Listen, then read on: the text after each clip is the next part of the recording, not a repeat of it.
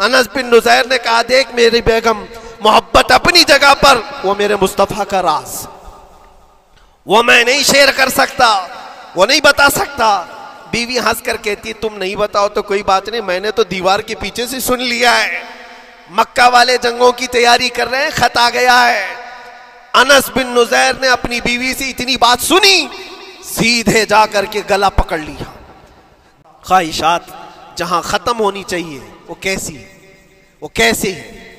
اللہ کے نبی صلی اللہ تعالیٰ علیہ وسلم مجلس میں بیٹھے ہیں، ایک صحابی کا مسئلہ تھا، ایک صحابی کا مسئلہ ایسا تھا کہ وہ صبح جلدی دوڑ کر کے چلے جاتے تھے۔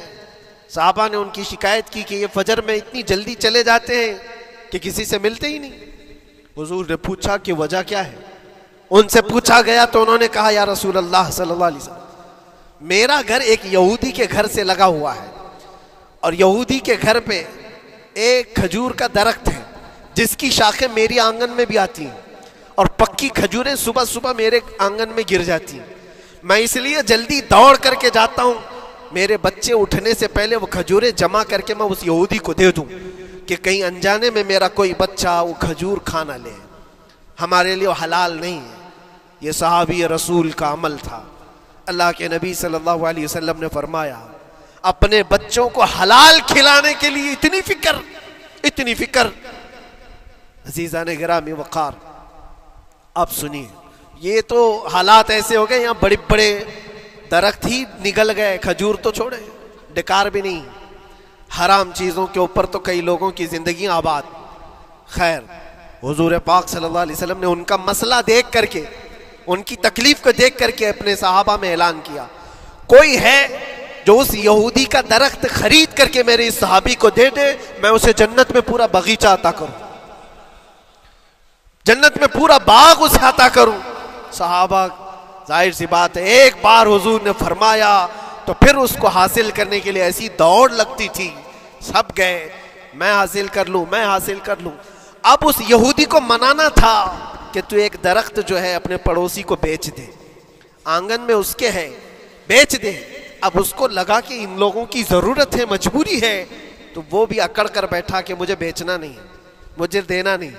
اب سنیے میرے عزیزوں، مدینے میں ایک صحابی ہیں ابو دحداح، اللہ اکبر، کبھی میں پڑھتا ہوں تو حیرت ہوتی ہے۔ ابو دحداح مدینے کے اس صحابی کا نام ہے جن کا باغیچہ پورے مدینے میں سب سے مشہور ہے، ان کی کھجوریں سب سے مہنگی کھجوریں، اوالی مدینہ آج بھی مشہور ہے، جہاں کی اجوا کھجوریں بہت پسند کی جاتی ہیں۔ ابو دحداح کا باغیچہ بنا ہوا تھا، بڑا خوبصورت تھا، لوگ مثال دیتے تھے، تعریفیں کیا کرتے تھے، ابو دحداح کا باغیچہ مدینے میں سب سے قیمتی باغیچہ ہے۔ ابو دحداح حضور کی بارگاہ میں آتے ہیں، کہتے ہیں یا رسول اللہ صلی اللہ علیہ وسلم، اگر میں اس ایک درخت کو خرید کر کے وقف کر دوں تو کیا میرے آقا مجھے بھی ملے گا جنت میں؟ اللہ کے نبی نے فرمایا جو میں نے وعدہ کیا ہے وہ تجھے بھی عطا کیا جائے گا۔ ابو دحداح کہتے ہیں اس یہودی کے پاس سیدھے آتے ہیں، کہا کہ تو ایک درخت بیچ دے گا، بدلے میں تجھے بہت اچھی قیمت دیتا ہوں۔ اس نے کہا کیا دو گے؟ کہا مدینے میں ابو دحداح کا باغیچہ تمہیں پتہ ہے؟ اس نے کہا ہاں جانتا ہوں، جانتا ہوں، نام بہت سنا ہوا ہے۔ کہا وہ پورا باغیچہ اس ایک درخت کے بدلے دے دیا جائے گا، ایک درخت کے بدلے دے دیا جائے گا۔ اس یہودی نے کہا کیا مذاق کر رہے ہو؟ یہ کیا مذاق ہے؟ میرے آنگن میں اگے ہوئے ایک درخت کی وجہ سے ابو دحداح کا اتنا قیمتی باغیچہ دے دیا جائے گا، یہ کیسے پاسبل ہے؟ اس صحابی نے کہا اللہ کے نبی کی بات ہے، ہم مذاق نہیں کرتے، ہمارے لیے وہ ایک باغیچہ کیا ایسے 70 باغیچے ہوں، نبی پاک کی بات پر ہم سب عطا کر دیں، سب ہم وقف کر دیں۔ اس یہودی نے کہا کہ ان کی تو مت ماری گئی ہے مسلمانوں کی، یہ دیکھو اپنے نبی کی بات پر اتنا قیمتی باغیچہ مجھے دینے کو تیار ہے۔ اور پھر اس نے سوچا سودا بھی تو اچھا ہی ہے، باغیچہ تو ملے گا ہی، لیکن جو میں درخت بیچ رہا ہوں یہ جائے گا کہاں؟ یہ بھی تو میرے آنگن میں ہی رہنے والا ہے۔ درخت اگر کوئی خرید لیا تو ایسا تو نہیں ہے کہ یہ درخت وہاں جائے گا، یہ تو میرے آنگن میں ہی ہے۔ سودا کر لیا۔ کہا بات اگر سچی ہے تو میں یہ درخت اپنے پڑوسی کو جو تمہارا دوست ہے مسلمان اس کو دے رہا ہوں، بدلے میں مجھے ایک باغیچہ دے دو۔ ابو دحداح نے اسی وقت لکھ کر کے دے دی۔ یہ باغیچہ تیرے نام کا ہے۔ سوچو میرے عزیزوں، جس کو سینچا ہو محنتوں سے، جس باغیچے کو سجایا ہو، وہ راستے میں کھڑے ہو کر کے اس کا سودا کر رہے ہیں، کس بات پر؟ حضور پاک کی بات تھی، رسول اللہ کا فرمان تھا۔ آئے، ان کی بیوی، ان کے بچے، باغیچے میں ہی گھر بنا ہوا تھا، نہایت ٹھنڈا گھر ہوا کرتا تھا، وہ لوگ سکون کے لیے وہاں بیٹھتے تھے۔ ابو دہدا اپنے باغیچے کے دروازے پر آئے، پھاٹک پر، اندر نہیں آتے، باہر کھڑے ہو کر کے اپنی بیوی کو پکارتے۔ ام دہدا پوچھتی ہے، وہ آواز آتی ہے، کیا ہوا، اندر کیوں نہیں آتے؟ باہر کھڑے ہو کر ابو دہدا کہتے ہیں، بیگم باہر آ جا، یہ باغیچہ بک چکا ہے، اب ہمارا نہیں ہے، سامان لے، بچے لے اور باہر آ جا۔ بیوی نے کہا، یہ کیسے اچانک؟ نہ کچھ کہا، نہ کچھ بتایا، لیکن وہ عورتیں دنیا دار عورتیں نہیں تھیں۔ وہیں سے اندر سے کہتی ہے، ابو دہدا میرا تم پر یقین ہے، اگر سودا کیا ہوگا تو بہت بھاری سودا کیا ہوگا، ورنہ ابو دہدا کا باغیچہ مدینے میں بیچے جانے کے قابل نہیں ہے، کون ہے جو اس کی قیمت لگائے گا؟ میرا گمان یہ ہے کہ میرا شوہر اگر سودا کیا ہوگا تو بہت اونچا سودا کیا ہوگا۔ ابو دہدا نے کہا، میری رفیق حیات باہر تو آ جا، میں تجھے بتاؤں کون سا سودا کیا ہے، باہر آ جا۔ بچوں کو لیتی، اپنا سامان سمیٹتی ہے اور اسی وقت باغیچہ چھوڑ کر کے باہر نکل آئی۔ ابو دہدا سے پوچھتی ہے، یہ اچانک سودا کرنے کی کیا ضرورت پیش آئی؟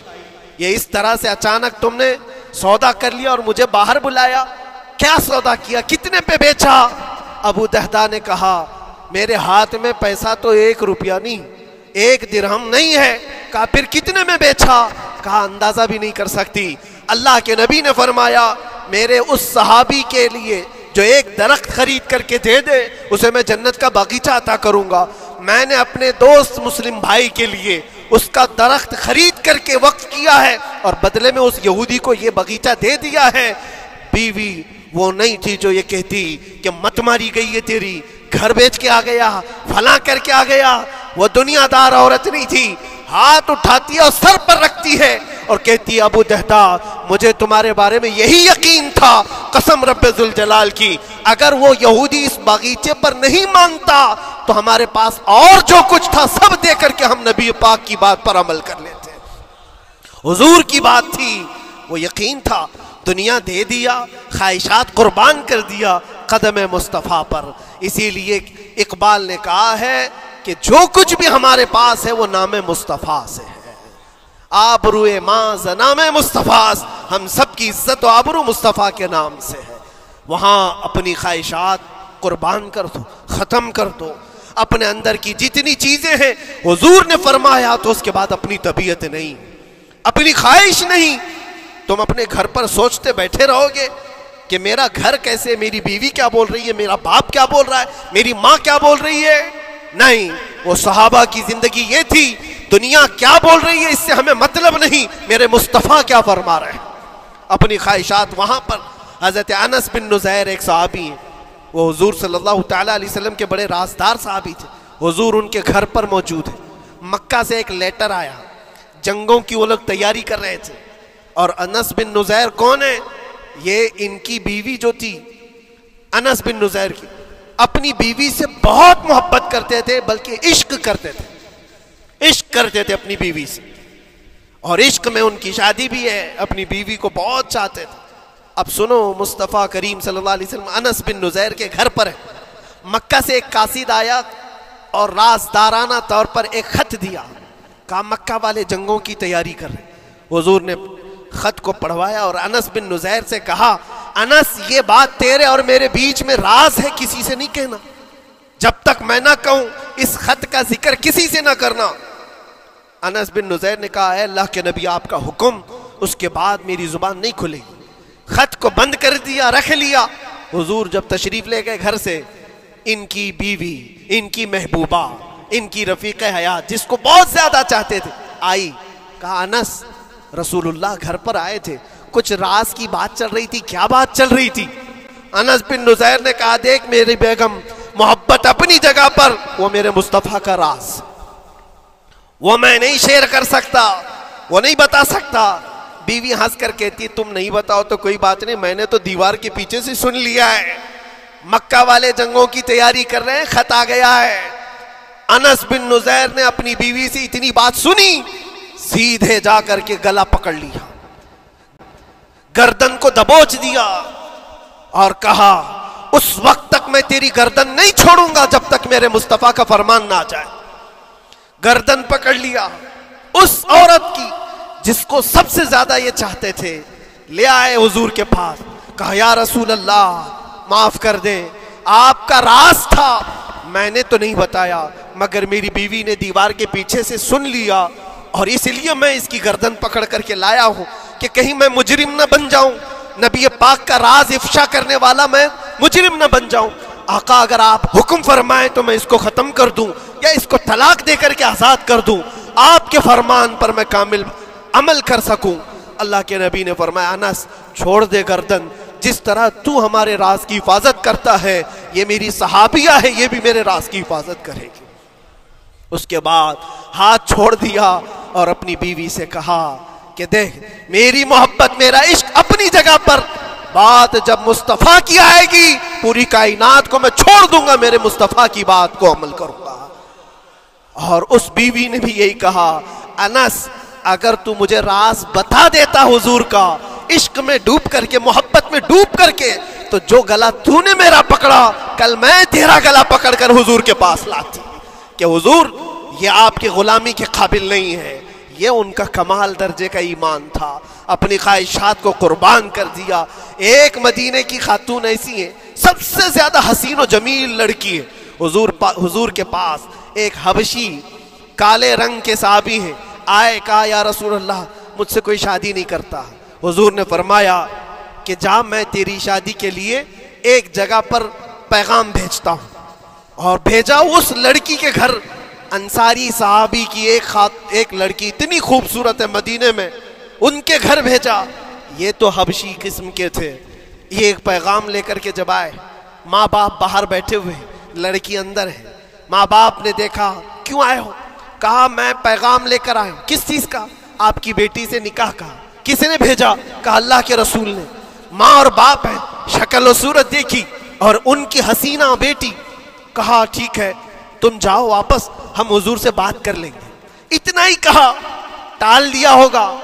وہ صحابی جو آئے تھے کالے رنگ کے، انہوں نے کہا یہ تو روز کی بات تھی، ہر جگہ ریجیکٹ ہوتا ہی تھا، میرے لیے تعجب کی بات نہیں تھی، میں تو واپس آیا حضور کے پاس۔ ہوا گھر میں کیا، اندر جوان لڑکی جو گھر میں موجود تھی باہر آئی، کہا ماں باپ سے پوچھتی ہے کہ اماں کون آیا تھا؟ کہا ایک نوجوان نکاح کا پیغام لے کر کے۔ اس خاتون نے کہا، لڑکی نے کہا آپ نے کیا کہا؟ کہا ہم بعد میں بات کر لیں گے۔ کہا آپ کو اندازہ نہیں آپ نے کتنی بڑی خطا کی ہے، اللہ کے نبی کا فرمان آیا تھا اور آپ نے ٹال دیا، میں تیار ہوں اس کے ساتھ نکاح کرنے کے لیے، نبی پاک کا حکم ہے۔ ماں باپ نے کہا بیٹا تو نے دیکھا ہے، بیٹا تو نے دیکھا جو پیغام لے کر کے آیا تھا وہ تیری میچنگ کا ہے یا نہیں تو نے دیکھا؟ اس نوجوان نے کہا، اس لڑکی نے کہا میں نے پیغام لے کر آنے والے کو تو نہیں دیکھا، آمینہ کے لال کو تو دیکھا ہے، جس نے پیغام بھیجا ہے اس کو دیکھا ہے، اس کے حکم کے بعد پھر کسی کو دیکھنا بنتا ہی نہیں ہے۔ وہ دونوں ماں باپ دوڑتے ہوئے حضور کے پاس آئے، اور وہ صحابی ابھی بتا ہی رہے تھے کہ میں ریجیکٹ ہو کر کے آیا ہوں، تبھی ماں باپ بھی دوڑ کر کے آئے، کہا یا رسول اللہ خطا ہو گئی، ہم نے تاخیر کی آپ کے حکم میں، اے اللہ کے نبی ہم راضی ہیں، اپنی بیٹی کا نکاح انہی کے ساتھ کریں گے جن کا پیغام آپ نے بھیجا ہے۔ کیا اپنی خواہشات کو حضور کے قدموں میں لا کر قربان نہیں کیا؟ لیکن نکاح ہوا بھی، وہ نوجوان عبداللہ اسود نکاح کا ہے، حضور نے نکاح کروا دیا مسجد نبی، اور حضرت عثمان سے کہا کہ ان کو کچھ پیسہ دے دو، مال دے دو، شادی کا سامان تو خرید لے، جہیز لے لے، اپنا گھر سجا لے۔ ان کو صحابہ نے پیسے دیے، غریب تھے، میں بازار میں جا کر اپنی شادی کا سامان خرید رہے تھے، شام کے وقت اعلان ہو گیا مشرکین مکہ نے مدینے پر حملہ کیا ہے، اللہ کے نبی جہاد میں نکل رہے ہیں۔ یہ عبداللہ اسود جن کا نکاح مسجد میں ہوا اور رات کو سہاگ رات آج تھی، آج اپنے گھر دلہن لانے والے تھے، جو گھر سجانے کے لیے سامان خریدنا تھا جا کر کے گھوڑا خرید رہے، تلوار خرید رہے ہیں، اور اس کے بعد جنگ میں استعمال ہونے والا سامان خرید رہے ہیں۔ سب پیسے خرچہ کر دیے جنگ کے استعمال کے، زیرہ خرید لی، وہ ٹوپی خرید لی لوہے کی، سب خرید کر کے سیدھے میدان جنگ میں آ گئے۔ صحابہ بھی پہچان نہیں رہے تھے، صحابہ بھی نہیں پہچان رہے تھے، وہ غریب صحابی کبھی گھوڑے پر نہیں بیٹھے، لیکن شادی کا پورا پیسہ یہ جنگ کے سامان میں لگا دیا۔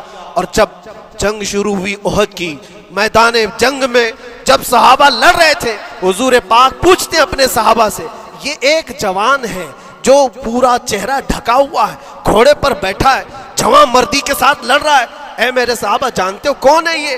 صحابہ غور سے دیکھتے اور کہتے یا رسول اللہ یہ مدینے کا نہیں لگتا، ہمارے آپس کا نہیں ہے، کہیں باہر سے آیا ہے۔ حضور نے فرمایا جا کے غور سے دیکھو، اس کی کالی کالی کونیوں سے میں پہچان رہا ہوں، وہ میرا عبداللہ اسود ہے، آج میں نے اس کو شادی کے لیے پیسے دیے تھے، وہ سارے پیسوں سے یہ جنگ کا سامان خرید کر کے لایا ہے۔ شام ہونے سے پہلے خبر آئی عبداللہ اسود کو ظالموں نے شہید کر دیا تھا، قتل کر دیا تھا، اور وہ مٹی میں گرے ہوئے تھے۔ حضور خود چل کر کے آئے، عبداللہ اسود کے پاس آ کر کے بیٹھتے ہیں اور سر اٹھا کر کے اپنی گود میں رکھتے ہیں، چہرے سے دھول کو صاف کرتے ہیں، اور پھر فرماتے ہیں اللہ کے کچھ بندے ایسے ہیں جو اللہ سے کیا ہوا وعدہ پورا کر کے دکھاتے ہیں، ساری دنیا ایک طرف، فرمان مصطفیٰ ایک طرف۔ میرے عزیزوں، یہ خواہشات کی قربانیاں ہیں جب جا کر کے ایمان تکمیل پاتا ہے۔ بس اخیر میں اتنا کہوں گا، ہمارا ایمان صرف اتنا ہونا ہے، انہیں جانا انہیں مانا، نہ رکھا غیر سے کام، للہ الحمد میں دنیا سے مسلمان گیا۔ اٹھو قوت عشق سے ہر پست کو بالا کر دو، دہر میں نام محمد سے اجالا کر دو۔ وآخر دعوانا الحمدللہ رب